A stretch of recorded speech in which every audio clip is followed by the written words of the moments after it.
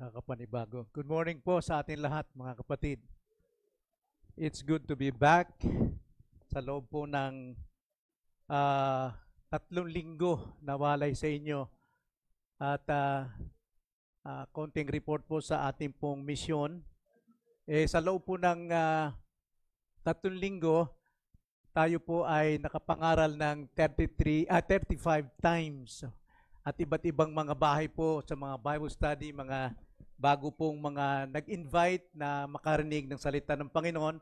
At galak na galak kami sapagkat nakita namin sa Kabisayaan, medyo anihan na talaga.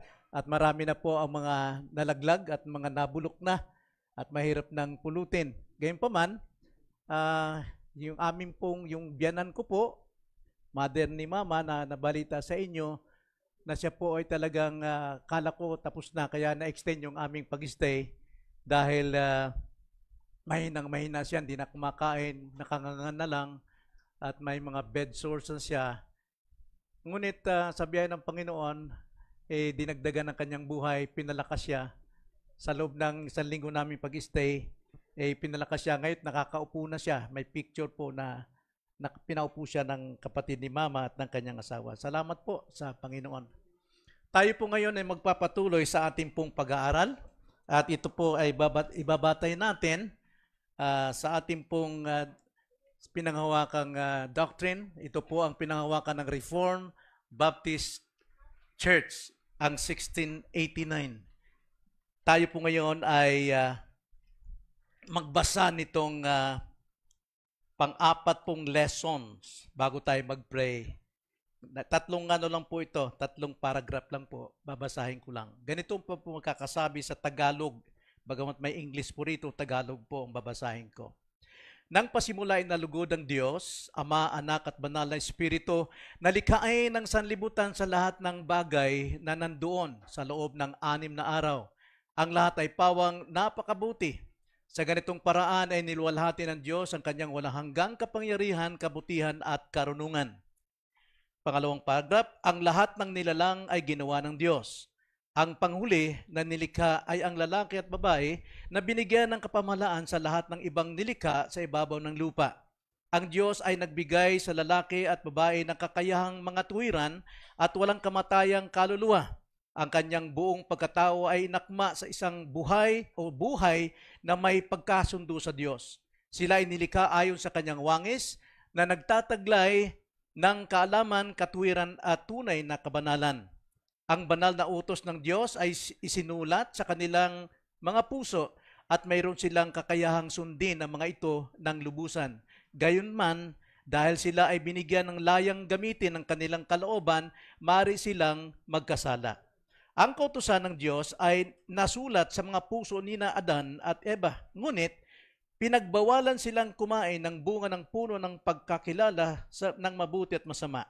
Ang kanilang kalagayan at pakikisama sa Diyos ay nababatay sa kanilang ganap na pagsunod sa kalooban ng Diyos, gayon din ang pagpapatuloy ng kanilang pamamahala sa lahat ng nilikha. Ito po yung Kabanatang 4, the creation of God, ang creation. Tayo po yung manalangin.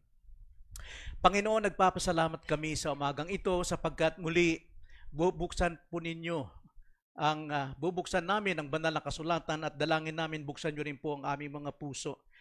Hindi po sapat na kami po magkaroon lamang ng intelektual na kaalaman, kakayanan, ganap naming hinihiling sa inyo ang espiritual na kaalaman sapagkat ang salita ninyo ay espiritual at yung maunawaan lamang sa pamaraang espiritual. Kaya salamat po Panginoon sa pag-aaral na ito at nawa handa niyo po ang aming mga puso sa pagkilala at pagtanggap sa pang-apat na doktrina na aming pong pinanghawakan tungkol po sa creation. Itong aming dalangin sa pangalan ng Panginoong Hesus. Amen. So tayo po ay naririto sa haligi ng katotohanan na ating pong pinanghawakan. Binuo ang ating pananampalatayang ito, Confession of Faith, sa loob po ng 1,364 years. Sa 6 na council, 6 na konseho, at ito'y kanilang pinagbuhusan ng buhay, panahon, dugo ng kanilang mga sarili, pinaglalaban kung ano po ang totoong sinasabi at katuruan ng banal na kasulatan. Ginawa itong sistematiko from Old Testament to New Testament at hindi sila nagkaroon ng anumang pagkalihis doon. So nakita natin sa ating pag-aaral na talakay natin the doctrine of the Scripture, ang banal na kasulatan. Ikalawa, ang doktrina ng banal ng Diyos at ng banal na Trinity o Trinidad. Pang-apat ay atin pong tinalakay ang doktrina ng God's decree o pagtatakda ng Diyos at ngayon ay ang paglikha ng Diyos. Now, doctrine of creation ay hindi po ito relics, no? Hindi ito mga pira-pirasong pinaniniwalaan ng mga tao noon sa kanilang old belief na siyang dahilan na kanila itong tinuturing na banal, sinasamba, mga relics ng tao, lugar, o anumang bagay na labis nilang pinahalagahan na para bang ito ay Diyos na para sa kanila. Kundi ito ang pinakasentro, doctrine of creation, ang pinakasentro ng ating kaunawaan tungkol sa Diyos, tungkol sa mundo, at maging sa paghahatol o paghuhukom na darating.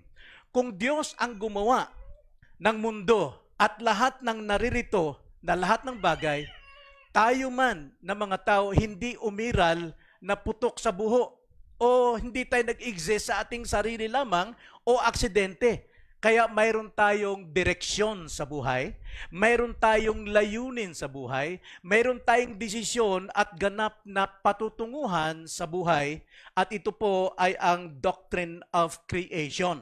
Simulan natin sa pag-aaral ang paglilikha ng mundo. Now, ayon dito sa ating pong 1689, ito po ay hindi po inspired ang 1689, gawa lamang ng tao, ngunit ang nilalaman nito, sistematikong galing sa lahat sa banal na kasulatan na kanilang pinag-aaralan, pinagbuwisan ng buhay, panahon at dugo. Kaya nga po, ito po ay piling-pili at hindi natin maaring baguhin o may pagbabago man, ngunit hindi natin pwedeng tanggihan. Okay? Ganito po ang sabi sa paragraph 1. Nang pasimula ay nalugod ang Diyos. Sinong Diyos? Ama, Anak, at Banal na Espiritu na likhain ng sanlibutan at lahat ng mga bagay na nandoon sa loob ng 6 na araw. Ang lahat ay pawang napakabuti. Sa ganitong paraan ay niluwalhati ng Diyos ang kanyang walang hanggang kapangyarihan, kabutihan at karunungan. Na isa-isahin natin mga kapatid. Una, tingnan natin ang source of creation. Saan ba nagmula ito? Alam natin sa Diyos. Ngunit, saan sa Diyos? Tanging, ang sabi po sa ating paragraph 1, tanging sa kaluguran lamang ng Diyos. Walang nagdikta, walang nagutos, walang sinusunod, kundi tanging sa kanyang kaluguran, sa kanyang sariling kaluguran. Ito ang bukal ng lahat, ang kaluguran ng Panginoon. Nabasahin natin Ephesians chapter 1, verse 5, verse 9 and 11. Ganito po ang pagkakasabi, sangayon po sa inyong outline. Ganito po, tayo'y itinalaga sa pagkukupkup upang maging kanyang mga anak, sa pamamagitan ni Jesucristo ayon sa kabutihan ng kanyang kalooban. Ayon sa kabutihan ng kanyang kalooban, even our election, no? Ang ating election, ito'y ayon sa kabutihan ng kanyang kalooban. Verse 9, na ipinaalam niya sa atin ang hiwaga ng kanyang kalooban ayon sa mabuting layunin ng kanyang itinakda kay Kristo. Lahat po ng nakasaad sa gospel, ito yung hiwaga ng kanyang kalooban, the gospel, okay? Na kanyang ipinahayag ayon sa mabuting layunin ng kanyang itinakda kay Kristo. Verse 11, sa kanya'y tumanggap din tayo ng isang mana na itinalaga ng una pa ayon sa layunin niya na gumawa ng lahat ng mga bagay ayon sa kanyang pasya at kalooban. So lahat po na nangyari, lahat po ng nilikha o paglilikha, ito'y batay po sa kanyang sariling kalooban. Hindi po kung kanino-kanino.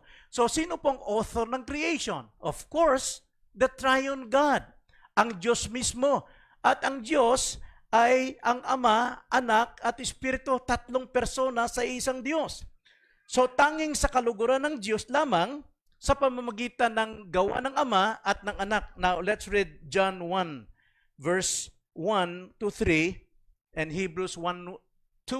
Ganito po ang John 1:1. Sa simula ay kasama na siya ng Diyos, no? Sa simula, ang salita daw ay kasama na ng Diyos. Lahat ng mga bagay ay ginawa sa pamamagitan niya at kung wala siya ay hindi nagawa ang anumang bagay na ginawa. So, sa John, 1 John chapter 1 verse 2 to 3, sa simula ay kasama na siya ng Diyos, lahat ng mga bagay ay ginawa sa pamamagitan niya at kung wala siya ay hindi nagawa ang anumang bagay na ginawa. Ito po referred doon sa John chapter 1 verse 1. In the beginning was the Word, and the Word was with God, and the Word was God. In the beginning, the Word was with the Father, God. Para po saan? Verse 3, to create. Para likhain ang lahat ng bagay. Kaya dito po sa 1 John 1:9, verse 2 to 3, ganun din po nagawa ang anumang bagay na ginawa sa pamamagitan ng Ama at ang Anak, the Father and the Word. Then Hebrews chapter 1 verse 2, subalit sa mga huling araw na ito, nagsalita siya sa atin sa pamamagitan ng Anak, nagsalita raw ang Ama sa pamamagitan ng Anak, na kanyang itinalagang tagapagmana ng lahat ng mga bagay na sa pamamagitan din niya ginawa ang sanlibutan. Now, sa pamamagitan din ng Anak, the Word, ginawa ang sanlibutan. Genesis chapter 1 verse 1, in the beginning, God, and He created, and He spoke, nagsalita, the Word, and nag-exist po ang bagay, lahat ng bagay. So, ito po ay, ang creation po, gawa ng Ama at ng Anak at the same time. Okay? So, hindi sila magkahiwalay. At pangatlo ay ang Espiritu Santo. Now, ano pong ginawa ng Espiritu Santo? Sa Genesis chapter 1, ang sabi po ron, lahat po ng bagay ay madilim. Pero ito po ay nilulukuban ng banal na Espiritu at nasiayos ang lahat ng bagay. Pero sa Job chapter 23, chapter 26, basahin po natin. Job chapter 26, verse 13, ganito po ang pagkakasabi. Sa pamamagitan ng kanyang espiritu, gumanda ang kalangitan, ang tumatakas na ahas ay sinaksak ng kanyang kamay. Now, basahin natin sa English, mga kapatid, ano? Ang sabi po sa NASB, by His breath, ruach, yung pong Hebrew niyan, breath, yun po ay tumutukoy sa espiritu. By His breath, by His Spirit, the heavens are cleared. His hand has pierced the fleeing serpent. Yung pong salita diyang are cleared, sa ibang salin po yan, ay ganito po sa isang salin. 13, sa ibang salin. By His Spirit, He has made the heavens beautiful. Beautiful. His hand pierced the fleeing serpent. Now, ang nag-create po ng world is the Father and Son, pero ito ay madilim. Ito'y pinaligiran, nag-hover po ang Holy Spirit sa ibabaw nito dahil ito'y madilim. At ang sabi po sa ating teksto rito sa Job 26:13, by His Spirit, He has made the heavens beautiful. Kaya yung pong ginawa ng Ama at ng Anak, pinaganda po ng banal na Espiritu, ng God the Spirit. Kaya mayroon pong color, mga tanim, bulaklak, yan po napakaganda. The same with our salvation. The same with the creation. Ang creation po, triune God. Sa ating salvation din, God the Father who loves us from the beginning, and Christ died for us, and the Holy Spirit applied that love and the death of Christ para tayo ay isilang na muli, and it was very good, beautiful. Kaya ang banal Espiritu ang nagpapaganda po ng buhay natin dahil sa pag-ibig ng Ama at sakripisyo ni Christ. So, the same din sa ating pong salvation, kung paanong ganon sa creation. So ang author po ng creation is God, the triune God. The author of new creation is the triune God. Yun din. Kung paano nilikha ng Diyos ang mundo, ganon din ang pagkakalikha sa atin bilang mga bagong tao. Ezekiel chapter 36 verse 26 to 27. And God, no? And God put us a new heart and new spirit. Inalis niya ang ating batong puso, pinalitan ng malambot na puso at nilagyan ng kanyang espiritu ang ating buhay.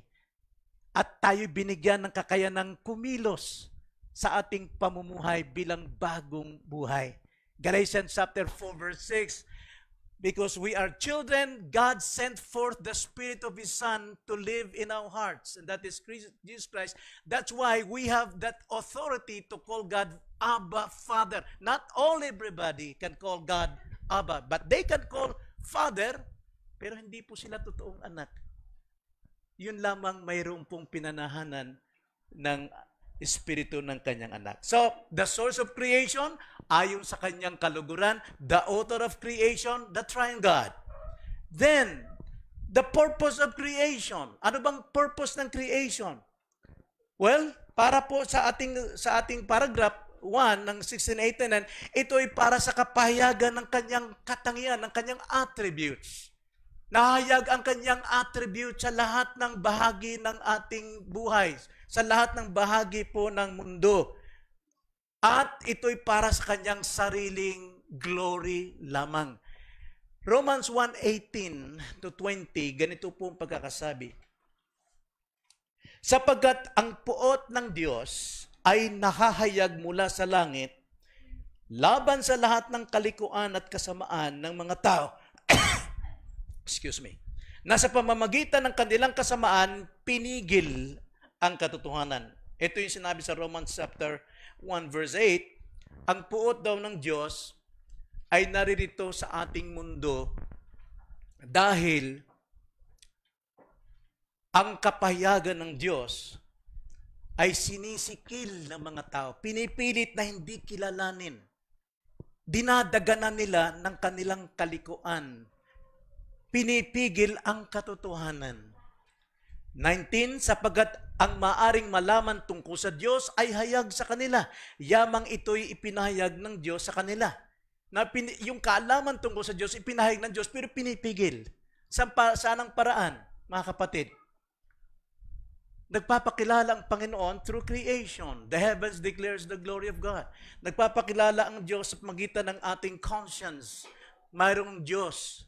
At nagpapahayag ang Diyos sa salita ng Panginoon, pero pinipigil pa rin ng mga taong ito. Kaya sa 20, mula pa nang likhain ang sanlibutan, ang kanyang walang hanggang kapangyarihan at pagka-Diyos, bagaman hindi nakikita, ay naunawaan at nakikita sa pamamagitan ng mga bagay na kanyang ginawa upang wala silang maidadahilan. So, ang totoo niyan, kaya po ang may creation para ihayag ng Diyos ang kanyang katangian sa lahat ng bagay.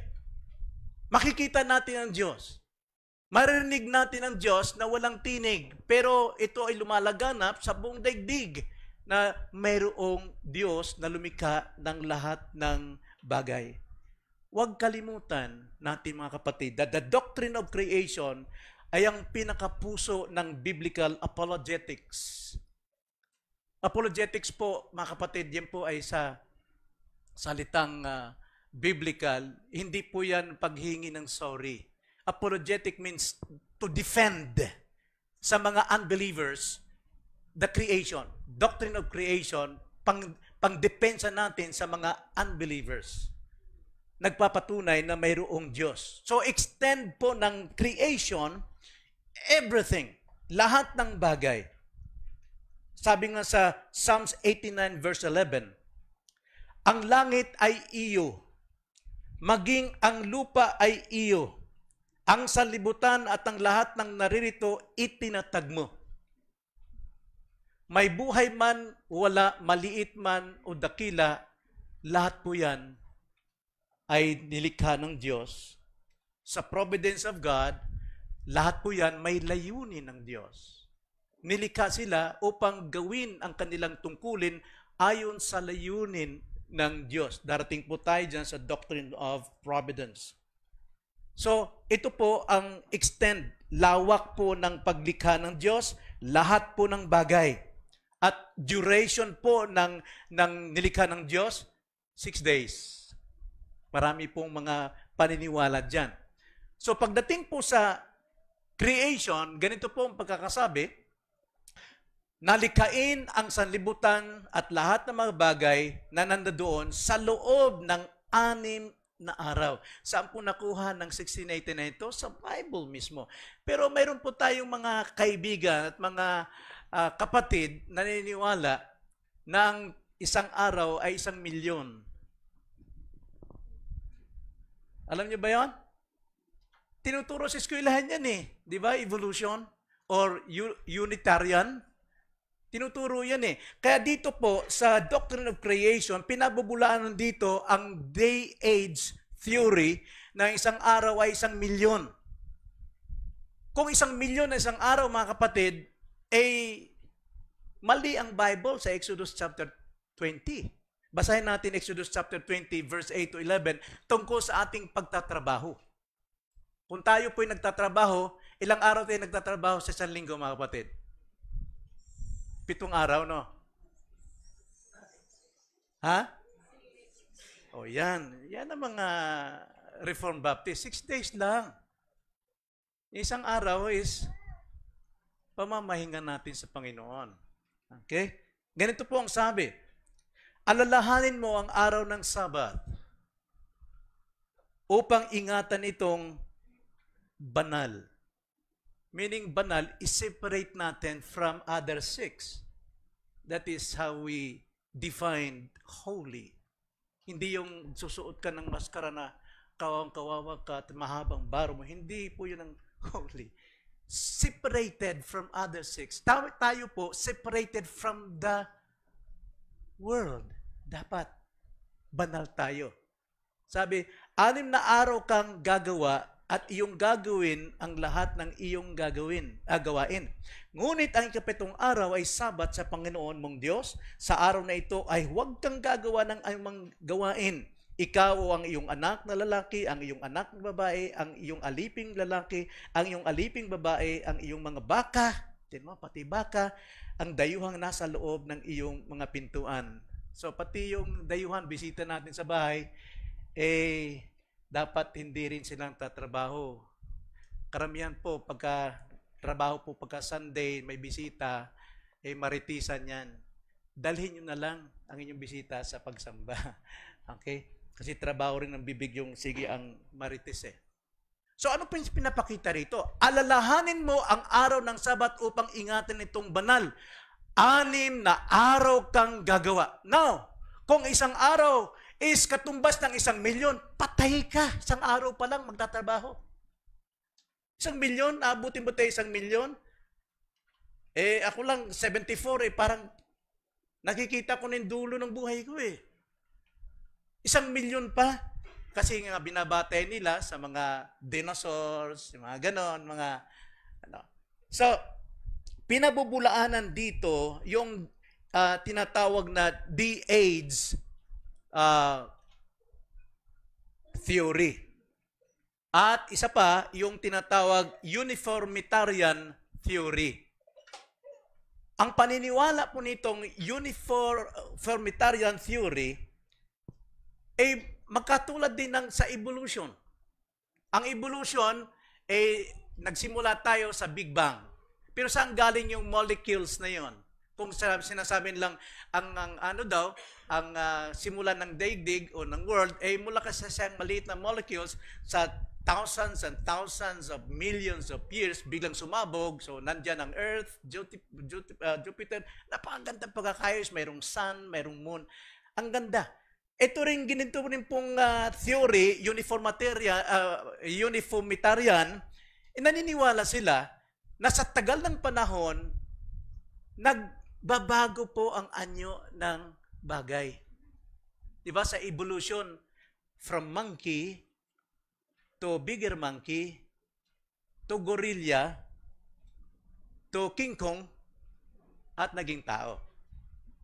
Ganun din ito pong paniniwalag na lahat po ng bagay nakikita natin magaganda, nagmula yan sa isang bagay na nababago sa takbo ng panahon. Tulad halimbawa ng bato na nahulugan ng agos ng tubig, sa tagal ng panahon, million of years, nagbabago yan.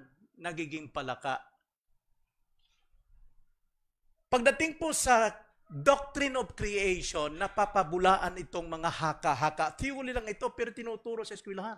At ginagawa itong doctrine. So, dapat nating alamin na ito po ay wala pong katuturan. Sila po ay wala po sa tamang aral ng Biblia. So, kung i-evaluate natin ang original creation, ang sabi nga sa Psalms 33 verse 5 to 6, ang katuwiran at katarungan ay kanyang inibig, puno ng tapat na pag-ibig ng Panginoon ang daigdig. Puno ng tapat na pag-ibig ang daigdig. Sa pamagitan ng salita ng Panginoon ay ginawa ang mga langit at lahat ng mga hukbo nila ay sa pamagitan ng hininga o hinga ng kanyang bibig. Sa pamagitan ng ruach, sa pamagitan po ng hininga, ng espiritu. Nagawa po, wala pong evolution. Wala pong ganong aral. Kaya nga, noong tignan ng Diyos ang kanyang creation, after na mag-create niya, ang lahat ng bagay, ang conclusion niya sa Genesis 1:31, nakita ng Diyos ang lahat ng nilikha na ito ay napakabuti. Hindi lang mabuti, kundi napakabuti. Wala pong anumang mantsa. Nagkaroon ng gabi at nagkaroon ng umaga ng ika-6 na araw. Ngunit, ito pong napakabuting ito bago po bumagsak ang tao sa kasalanan. Sapagkat alam natin, ang sumira po ng creation ay ang kasalanan. Sanhi po ng kasalanan na nasa tao. So ikalawa, tignan natin, yung nakita natin ang paglikha ng mundo. Ikalawa naman, paglikha ng tao. Paragraph 2, ganito po ang sabi, babasahin ko. Ang lahat ng nilalang ay ginawa ng Diyos. Ang panghuli sa nilikha ay ang lalaki at babae na binigyan ng kapamahalaan sa lahat ng ibang nilikha sa ibabaw ng mga lupa o ng lupa. Ang Diyos ay nagbigay sa lalaki at babae ng kakayahang mga tuwiran at walang kamatayang kaluluwa. Ang kanyang buong pagkatao ay inakma sa isang buhay na may pagkakasundo sa Diyos. Sila ay nilikha ayon sa kanyang wangis na nagtataglay ng kaalaman, katwiran at may tunay na kabanalan. Ang banal na utos ng Diyos ay sinulat sa kanilang mga puso at mayroon silang kakayahang sundin ang mga ito ng lubusan. Gayunman, dahil sila ay binigyang layang gamitin ang kanilang will o kalooban, maaari silang magkasala. So, tingnan natin. Una, tignan natin ang kabuuan o sangkap ng tao. Mayroon pong tinatawag na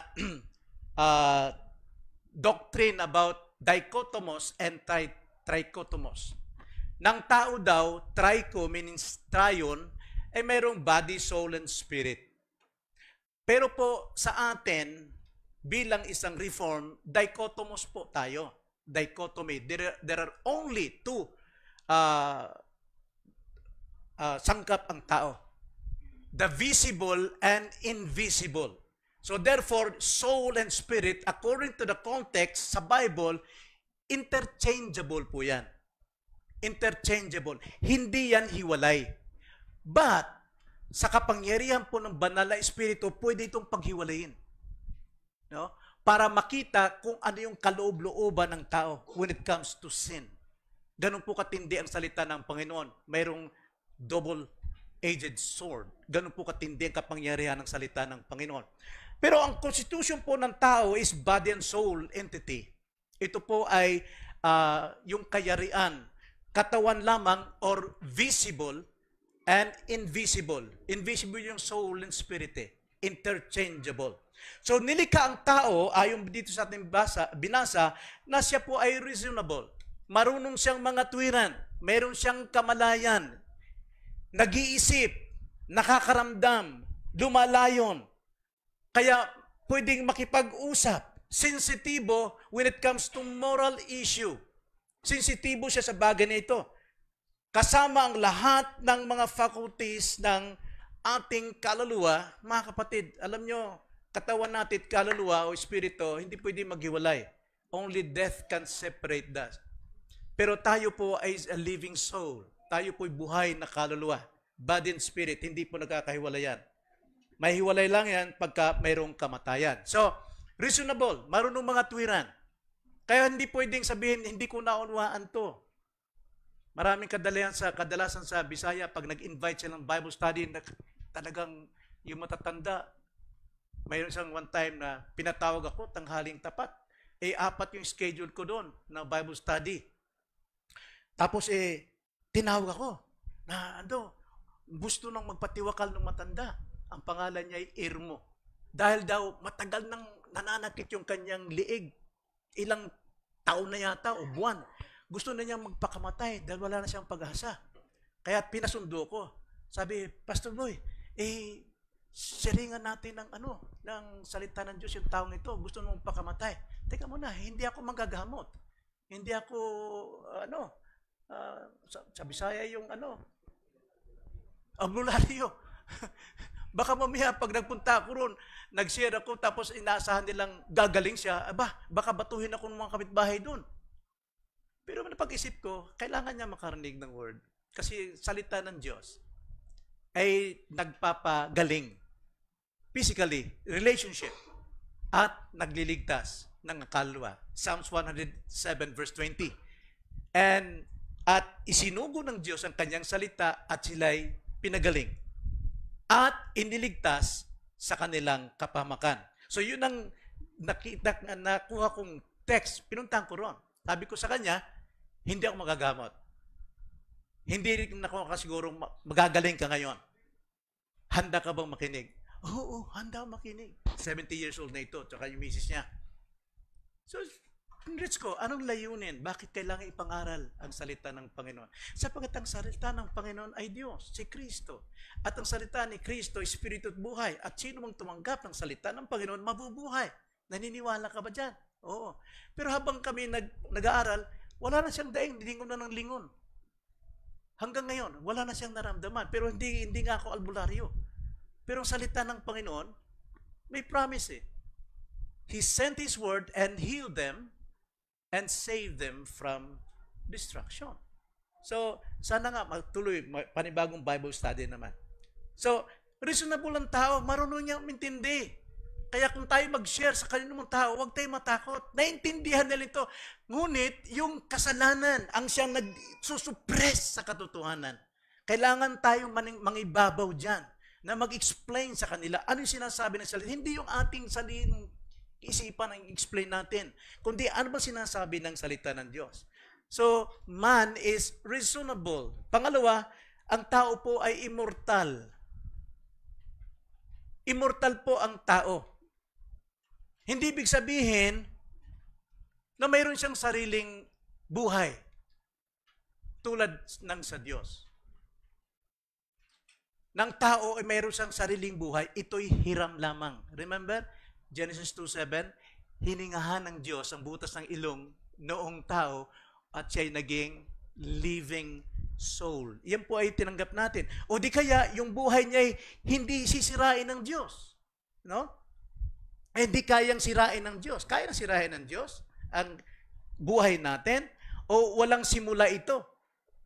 Pero hindi ito maaring masaktan ng ibang tao, yung ating buhay. The soul, the spirit. Hindi pwedeng saktan ng tao yan. Only God can destroy that life, that soul and spirit. Only God. At ito hindi namamatay. Kapag ang body at ang soul ay nag-separate na, immortal pa rin yung soul, spirit natin. Nagpapatuloy yan.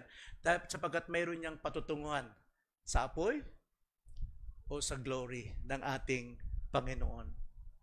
Pero hindi ibig sabihin ng katawan natin ay walang halaga kapag namatay. Alam naman natin, nabubuhay muli, 1 Corinthians 15, bubuhayin to na maging glorious body. Dahil Philippians 3:20-21, our citizenship is in heaven. And we are waiting for the coming of Christ to change our body as a glorious body like His. Magiging katulad tayo sa ating Panginoon pagdating ng panahon. So, ang identity ng tao, anong pagkakilala ng tao? We are created in the image of God. Basahin natin Genesis 1:26. Ganito ang sabi. Sinabi ng Diyos, lalangin natin ang tao sa ating katawan, ayon sa ating wangis, at magkaroon sila ng pamamahala sa mga isda sa dagat, sa mga ibon, sa himpapawid, sa mga hayop sa buong lupa, at sa bawat gumagapang sa ibabaw ng lupa. Kaya't nilalang ng Diyos ang tao ayon sa kanyang sariling larawan, ayon sa larawan ng Diyos, siya nilalang, kapwa sila'y kanyang nilalang na lalaki at babae. So tayo po ang replika ng image of God. Di ba? Halimbawa sa salamin natin, mayroon tayong anino. Ito yung original anino. Tayo yung anino ng Diyos sa original upang ipakita natin sa tao ang image of God. Not the outward form, but the inward form. Hindi panlabas. Kasi walang taong maniniwala sa iyo na ikaw Kristiyano dahil nagkakamali ka pa, nandito pa tayo sa mundo, nagtatrabaho pa tayo sa secular, nagtatrabaho pa tayo sa mga corrupt na mga gobyerno, mga kapatid, nandito pa tayo sa fallen world. But, sabi nga ni Jesus Christ, hindi kayo tagasanlibutan o makasanlibutan. Kayo'y apart from the world. Kayo po ay replika ng ating Panginoon. Sabi nga sa Colossians chapter 1 verse 15, ganito ang sabi, siya ang larawan ng Diyos na hindi nakikita. Ito'y tungkol sa ating Panginoon. Yung nga, Colossians 1:15, siya ang larawan ng Diyos na hindi nakikita, ang panganay sa lahat ng mga nilalang. John 1:18, walang sino mang nakita kailanman sa Diyos, ang Diyos na tanging anak na nasa kandungan ng Ama ang nagpapakilala sa Kanya. Si Kristo po, the exact representation of the invisible God. Pero tayo po, dahil tayo po'y Kristiyano, tayo po ang nagre-represent. We are the light of this world. Ngayon, yung ating pong panlabas, hindi po yan ang replika ng Panginoon, kundi yung ating panloob. Kung ano yung ating panloob na bagong nilikha kay Kristo, lumalabas po yan sa ating panlabas. Kaya sabi nga, pakita ninyo ang inyong mabubuting gawa upang luwalatiin ng mga tao ang Diyos na nasa inyo. So tayo po yung ilaw, meaning dapat nating ipakita ang banal na katangian ng Diyos, not the outward form but inside.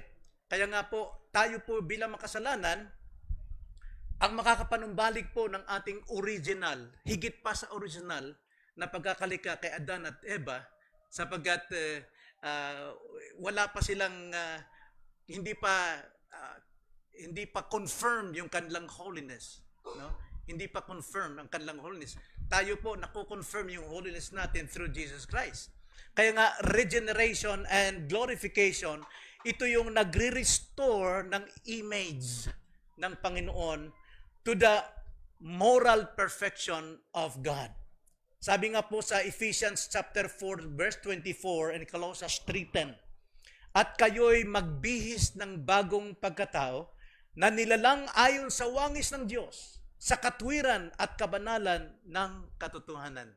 Yun po yung dapat nating ibihis. No? Yung panloob na image of God na nasa atin, na-restore nung tayo po ay ma-regenerate. No? Tayo po ay may panganak na muli. Colossians 3:10, at kayo'y nagbihis na ng bagong pagkatao na binago sa kaalaman ayon sa larawan na lumalang sa Kanya. Yung kaalaman po natin ay nagmumula po sa kaalaman ng Diyos. Kaya nga, in righteousness, and holiness and knowledge, nakikita po yung anino o larawan ng Panginoon sa ating buhay. So yun po yung nakita natin yung constitution of man, identity of man. So the original integrity of man. Ang original po. Ecclesiastes 7:29, ganito ang sabi.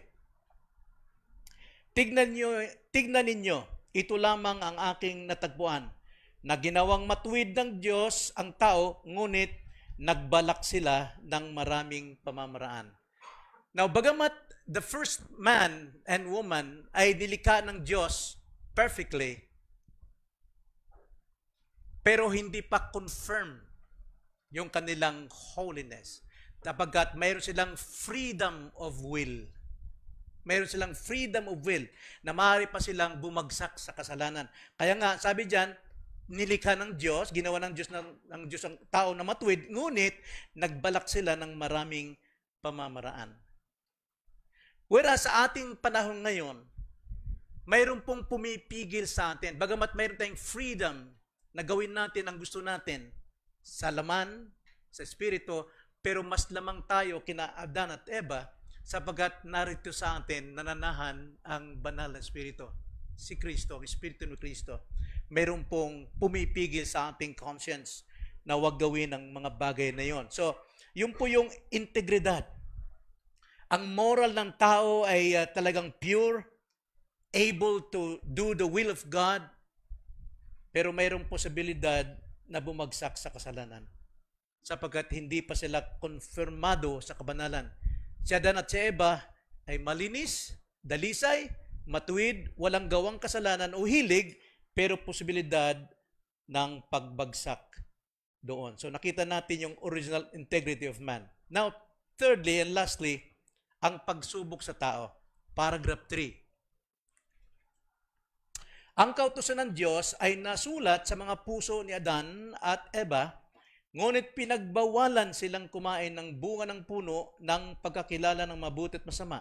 Ang kanilang kaligayan at pagkikisama sa Diyos ay nababatay sa kanilang ganap na pagsunod sa kalooban ng Diyos. Gayon din ang pagpapatuloy ng kanilang pamamahala sa lahat ng bagay. So yung kaligayahan daw ni Adan at Eva ay yung ganap na pagsunod sa kautusan o kalooban ng Diyos at maging sa kanilang, ano sabi doon? Maging sa pagpapatuloy ng kanilang pamamahala sa lahat ng nilikha. Yan ay tumutukoy sa akin sa lahat ng ating ginagawa, trabaho, abroad o saan man. Dapat lang talagang obedience to the law of God ang ating pong patuloy na dapat ginagawa. So ang command dito kina Adan at Eva is about the tree of life. Bagamat nasa puso na nila nakasulat, no? Romans 2, chapter 2, verse 12 to 13, nakasulat po sa konsensya ng tao ang kautusan ng Panginoon, so wala silang madadala na hindi na kilalang Diyos. Pero kinalugdan pa rin ng Diyos na sila'y subukin sa kanilang pagtalima, sa kanilang obedience sa isang positibong moral command. Ang moral command na ito, huwag mong kainin yan. Huwag mong kainin yan. Bakit? Mamamatay kayo sa oras na kayo'y lumabag sa isang utos. Mayroon na silang kautusan nakasulat sa puso, pero mayroon pa rin partikular na utos sila. Positibong moral law. So, hindi lang nakasulat ito sa puso, kundi direkta silang pinagbabawalan. Ganon din tayo. Mayroon tayo. Pero every Sunday, every preaching, anumang pagtitipon, laging may pauna ang Diyos. Remember this. Bago natin magawa ang isang bagay, mayroong naunang message sa atin. So we cannot blame God sapagkat nauuna ang kanyang pasubali sa atin. Pagka tayo po'y bumagsak sa kasalanan, kasalanan talaga natin yon. Yung pong temptation, hinakap natin. Hindi natin pinakinggan yung salita ng Diyos. Pero kagandahan lang, kahit bumagsak ka, itatayo ka pa rin ng Panginoon. So, kinalugdan ng Diyos na sila'y subukin. subukin ang kanilang obedience. Yung kanilang original obedience and blessedness. Tanda natin, hanggat sinusunod nila ang kautusan ng Diyos, they remain holy. They remain with joy and happiness. Marami pong nagsasabi ngayon may aral, hindi natin kailangan law because we are saved by grace. Yes, sa salvation, walang law. But when it comes to our Christian living, there must be a guide. Mayroon tayong direksyon. Hindi natin alam ang dulo eh. Hindi natin alam tumapak pa. Alin yung tama at mali. Kaya nga sabi sa Psalms 119 verse 105, Thy word is a lamp of my feet and a light to my path. Kailangan natin ang salita ng Diyos. Kailangan natin ang kanyang utos. Kaya nga, hanggat sinusunod natin, maging si Adan at iba, ang salita, ang utos ng Diyos, they remain holy. They remain holy. True happiness, nasa atin. True blessedness is keeping the law. Salita ng Diyos. Law. But true misery is disobedience to God's will, to God's law. A rebellion against God. Kaya nga, pagka tayo po'y nag-rebel sa salita ng Panginoon, mayroon pong tayong disciplinary action. Kung sa church, either excommunication or any disciplinary action. Sapagkat kung ang church walang disciplinary action, mga kapatid, that is not God's church. Namumuhay sa sarili, but we, namumuhay tayo sa salita ng Panginoon. So ano pong aral may kita natin dito, mga kapatid? Now, evolution, gaya ng nabanggit natin kanina, is also a religious faith. Ito'y relihiyon din, tulad ng creation. Subalit, ito'y walang katibayang doktrina, evolution, haka, theory, at hindi kasasangayon sa mga Kristiyano. Ngunit itinuturo nila itong doktrina sa kanilang samahan. So, ang mga haka ng evolution ay tuwirang tinatanggihan ng mga tunay na Kristiyano. Tunay na naniniwala sa Diyos. Sapagkat itong nagtuturong ito ay magsusulit sa Diyos dahil sa maliwanag na katotohanan ng ipinahayag ng Diyos sa salita, ipinahayag ng Diyos sa creation, ipinahayag ng Diyos sa conscience ng bawat isa. So tignan natin ang ilang consequence ng evolution. Evolution, walang dignidad ang tao sa evolution. Walang dignidad ng tao, meaning walang dignidad sa buhay ang isang taong naniniwala sa evolution. Walang batayan para sa pagtuturo. Sa pagka masama ng tao, depravity of man. Sapagkat walang pagkahulog sa kasalanan. All things evolved. Wala silang pagbagsak. So sa Bible, mayroon pong doctrine of depravity of man. Sapagkat bumagsak po ang tao. But evolution, uniform material, ay wala po itong dignidad, mga kapatid. Walang pag-asa para sa katubusan. Maliban, kailangan pa nilang mag-evolve to another form. Wala silang kaligtasan. Pero tingnan natin ang fruit of creation. Ano ang binubunga ng doctrine of creation? Ang tao ay may sense. Mayroong pananagutan at batayan para sa moralidad. Alam nila kung ano yung mabuti at masama. Kahit yung pinaka-taong nasa ilalim ng lupa at naabot mo ron, wala silang narinig tungkol sa Diyos, wala silang narinig tungkol sa salita ng Panginoon. Tanungin mo, Pwede bang kainin ang anak mo? Naku, napakasama yung iniisip mo. Yun ang reaction ka agad. Nasa puso kasi ang Diyos eh. Nasa konsensya. The image of God is there. Sa puso ng tao. Kaya ang tao ay may sense ng pananagutan at batayan para sa moralidad, what is wrong and right, may sense ito sa kanila. Kaya sabi ng Panginoon, be holy, for I am holy. Yes. Then mayroon tayong senses niyan. Kailangan tayo magpakabanal sapagkat ang Diyos ay banal. So ang creation ay nagbibigay sa atin ng layunin sa buhay for the glory of God who made us. Kaya sa katapusan, mga kapatid, the bottom line ng lahat ng ito, let me read Hebrews 11:3. Ganito pong pagkakasabi sa English. By faith, we understand that the universe was created by the Word of God, so that what is seen was not made out of things that are visible. Let us pray. Panginoon, salamat po sa iyong salita na ibinahagi sa aming umaga. Naway tumibay ang aming pananampalataya, lalo't higit ang aming pong pananalig sa iyo, pag-trust sa inyo, pag-obey sa inyo.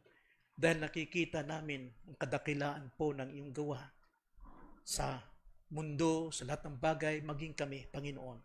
Salamat po sa kalamang ito at ito'y nagpapalago ng aming pong kaalaman tungo sa pananampalataya.